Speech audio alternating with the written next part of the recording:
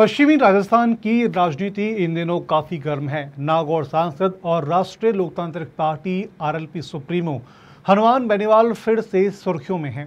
बेनीवाल अपनी आक्रामक राजनीति और बेबाक बयानबाजी के लिए जाने जाते हैं और इस बार उनकी सक्रियता ने कांग्रेस और बीजेपी दोनों दलों की चिंता बढ़ा दी है।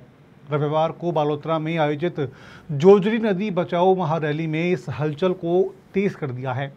हजारों लोगों की मौजूदगी में बेनीवाल ने औद्योगिक प्रदूषण के खिलाफ आवाज उठाई और साफ कहा कि अगर प्रशासन ने कार्रवाई नहीं की तो वह इस मुद्दे को दिल्ली तक ले जाएंगे। यह विरोध सिर्फ पर्यावरण का मुद्दा नहीं बल्कि बेनीवाल की राजनीतिक रणनीति का भी हिस्सा माना जा रहा है। 2023 विधानसभा चुनाव में आरएलपी को सिर्फ एक सीट मिली और 24 के चुनाव में उनकी पत्नी कनिका बेनीवाल को हार का सामना करना पड़ा, जिससे पार्टी को बड़ा झटका लगा। जिसके बावजूद बेनीवाल ने हार नहीं मानी और पंचायत चुनाव को ध्यान में रखते हुए लगातार क्षेत्रीय मुद्दे उठा करके अपनी राजनीतिक जमीन मजबूत करने की कोशिश कर रहे हैं। बेनीवाल की कांग्रेस और बीजेपी दोनों से दूरी भी इस समय चर्चा का विषय है।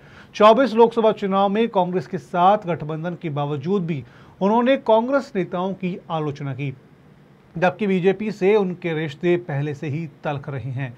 ऐसे में बेनीवाल युवाओं और किसानों को साथ मिलकर के आरएलपी को तीसरे मोर्चे के रूप में स्थापित करने की दिशा में काम कर रहे हैं। इसी बीच कांग्रेस में दिग्गज नेता अमीन खान की वापसी ने जोधपुर और बाड़मेर जैसे इलाकों में सियासी समीकरण बदल दिए हैं। एक्सपर्ट का मानना है कि बेनीवाल की बढ़ती सक्रियता का एक कारण यह भी है कि वे इस बदलते माहौल में अपनी प्रासंगिकता को बनाए रखना चाहते हैं।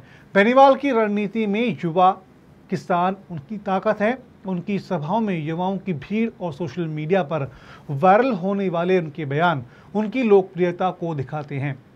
हालांकि इन पर जातिवाद राजनीतिक करने के आरोप भी लगते रहे हैं, लेकिन वे इसे अपनी ताकत मानते हुए जाट समुदाय में अपनी पकड़ और मजबूत कर रहे हैं।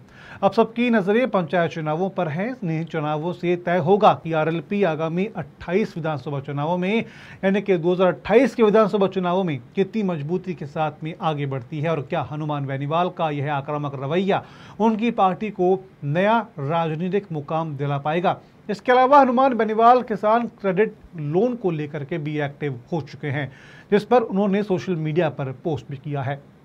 खैर, इन तमाम घटनाओं को लेकर के आपका क्या कहना है, कमेंट बॉक्स में कमेंट करके हमें जरूर बताएं। वीडियो को लाइक करें, शेयर करें और चैनल को सब्सक्राइब जरूर करें।